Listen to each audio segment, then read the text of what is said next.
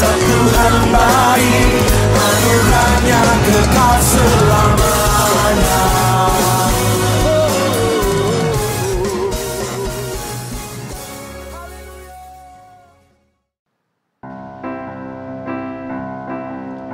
Satu sobatku yang setia, tak pernah dia tinggalkan diriku. Di waktu aku susah, waktuku sendirian, dia selalu menemani diriku. Namanya Yesus, namanya Yesus, nama Yesus yang menghibur hatiku. Namanya Yesus, namanya Yesus, nama Yesus yang menghibur hatiku. Ada satu sobatku yang setia, tak pernah dia tinggalkan diriku. Di waktu aku susah, waktuku sendirian, dia selalu menemani diriku. Namanya Yesus, namanya Yesus, nama Yesus yang menghibur hatiku. Namanya Yesus, namanya Yesus, nama Yesus yang menghibur hatiku. Nama Yesus yang menghibur hatiku. Mari kita berdoa. Bapa di syurga, kami ucap syukur ya Tuhan karena Engkau adalah sahabat yang setia dalam kehidupan kami ya Tuhan. Sehingga Engkau menyertai kami ya Tuhan setiap hari ya Tuhan. Terima kasih Bapa atas penyertaan-Mu ya Tuhan, kesetiaan-Mu dalam kehidupan kami ya Tuhan. Beri kami ya Tuhan hati yang ingin menjadi seperti Engkau ya Tuhan, supaya kami juga setia ya Tuhan dalam mendekati Engkau, dalam mengikuti Engkau ya Tuhan. Terima kasih Bapa. Ini doa kami doakan dalam nama Yesus Kristus. Amin. Shalom sekali lagi saudara-saudari, kita bertemu lagi pada hari yang baru ini ya. Hari ini kita juga akan melihat Amsal ya, Amsal 20 hari ini.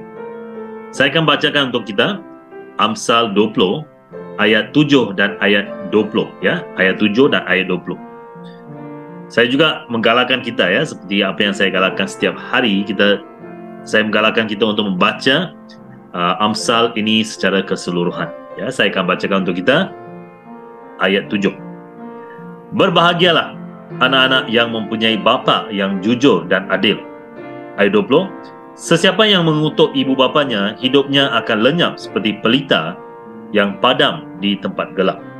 Hari ini saya ingin membawa satu tema, yaitu bapa yang jujur dan adil.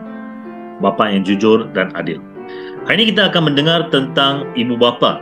Terutama sekali ialah tentang bapa ya. Raja Salomo memulakan ayat 7 dengan mengatakan, berbahagialah anak-anak yang mempunyai bapa yang jujur dan adil. Nah, berbahagialah anak-anak. Kita masih mempunyai bapa. Kita di sisi kita. Kita harus bersyukur dan berbahagia.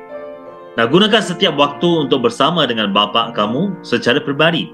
Luangkan masa kamu. Walaupun betapa sibuknya kamu, luangkanlah masa dengan bapa kamu. Saya telah kehilangan bapa saya pada 2013 dan sampai hari ini saya rindu akan bapa saya. Ya, saya selalu memperingatkan bapa saya dalam setiap yang saya lakukan. Alangkah baiknya saya dapat meluangkan masa saya yang lebih dengan bapa saya.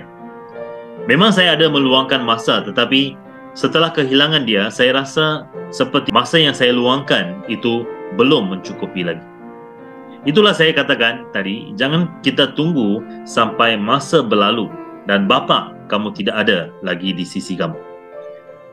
Ada pula yang tidak mempunyai bapa, mungkin kehilangan bapa mereka ataupun ditinggalkan bapa mereka sejak mereka kecil lagi. Nah, jangan sedih kerana kamu ada bapa syurgawi kamu yang sentiasa menyertai kamu. Nah, pada pagi ini Raja Salomo bukan sahaja mengatakan bahawa anak-anak berbahagialah kerana kamu mempunyai bapa, tetapi berbahagialah kerana kamu mempunyai bapa yang jujur dan adil.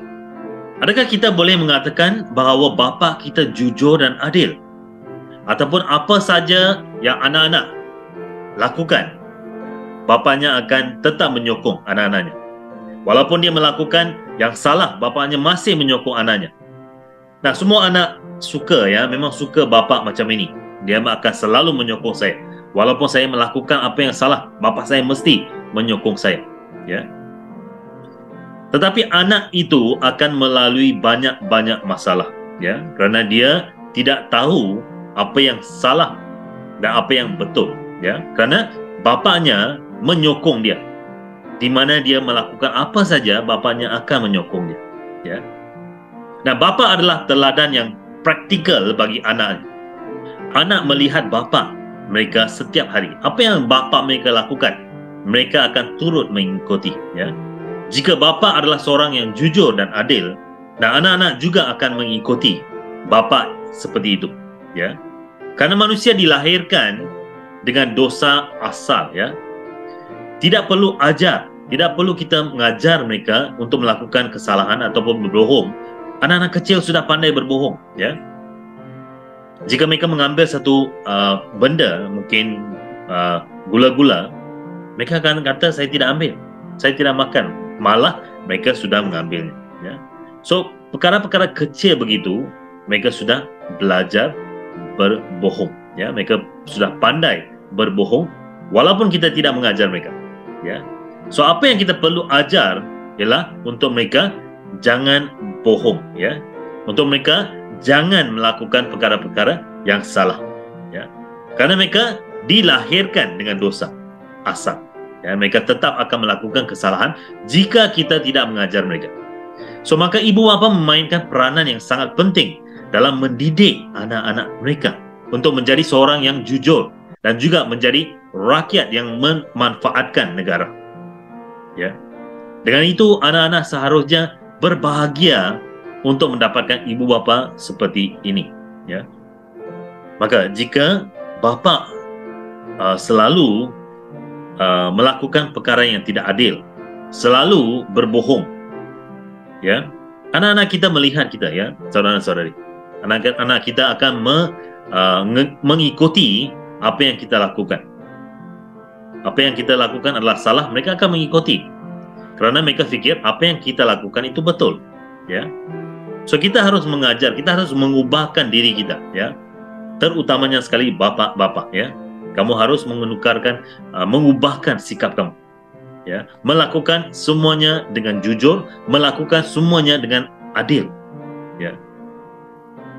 Mengikuti peraturan-peraturan di dunia ini, ya. Walaupun kita boleh katakan ini peraturan manusia yang letakkan, tapi kita sebagai seorang Kristian, kita harus mengikuti, ya, peraturan-peraturan itu. Kerana kita membawa nama Tuhan di depan kita. Kita dipanggil Kristian, ya. So, kemana saja kita pergi, orang akan mengatakan ini orang Kristian. Dia melanggar undang-undang. Apa orang Kristian ini? Ya. Dia mengikuti Tuhan, dikatakan Tuhan ini adalah Tuhan yang benar, tapi dia tidak mengikuti kebenaran. Dia tidak mengikuti peraturan, ya. So, anak-anak kita akan mengikuti kita, ya. So, janganlah kita menjadikan anak-anak kita sebagai seorang yang tidak mengikuti peraturan, kerana kita tidak mengikuti peraturan, ya, saudara-saudara. Kita semua tahu tentang 10 hukum Tuhan yang terdapat di Keluaran bab 20 ayat 12. Dia mengatakan begini, hormatilah bapa dan ibu kamu supaya kamu panjang umur di tanah yang aku akan berikan kepada kamu. Inilah peraturan ataupun hukum yang Tuhan telah berikan kepada orang Israel pada waktu itu, ya.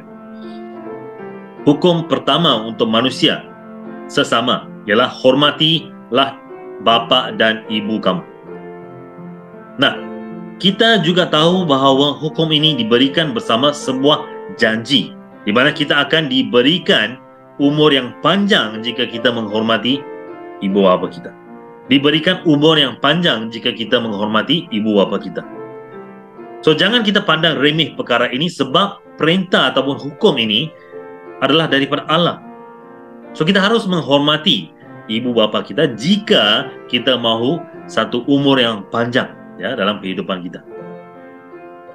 Dan Raja Solomon mengatakan di ayat 20 bahawa sesiapa yang mengutuk ibu bapanya, hidupnya akan lenyap seperti pelita yang padam di tempat gelap. Nah, saudara-saudari, jika kita mengutuk ibu bapa kita, hidup kita akan lenyap, bermakna kita akan mati begitu saja, seperti pelita yang padam di tempat yang gelap. Raja Salomo, seperti apa yang saya katakan, adalah seorang yang sangat-sangat dipenuhi dengan hikmat. Ya, Tuhan telah memberikan dia hikmat. Dia menulis ini. So, kita harus berhati-hati dalam setiap yang kita katakan, terutamanya sekali dengan ibu bapa kita. Ya. Karena ini sangat mengerikan, bukan? Kita akan dilenyapkan begitu saja jika kita mengutuk. So, jangan sekali-kali kita mengutuk ibu bapa kita. Ya. Saya mengerti ya bahawa bukan semua ibu bapa kita baik terhadap kita. Ya, mungkin pernah mereka memarahi kita. Mungkin mereka pernah memukul kita. Mungkin mereka pernah bersifat berat sebelah terhadap kita ya dengan adik-beradik kita. Ya, mungkin. Tapi Allah mengatakan bahawa kita harus menghormati mereka. Ya. Allah tidak mengatakan jika ibu bapa kita baik, baru kita harus mengikuti ataupun menghormati mereka. Tidak, Tuhan tidak mengatakan begitu. Terus menerus Tuhan mengatakan hormatilah ibu dan bapa kita. So, kita harus mengikuti perintah ataupun hukum Tuhan. Ya. Tidak kira ibu bapa kita baik atau tidak, kita harus menghormati mereka. Ya, ini adalah perintah Tuhan. Ya, saudara-saudari. Tapi kita boleh berdoa untuk mereka. Ya, jika kita fikir mereka tidak begitu baik terhadap kita, kita boleh berdoa kepada Tuhan untuk mengubahkan ibu bapa kita supaya mereka lebih menyayangi kita. Ya, saudara-saudari.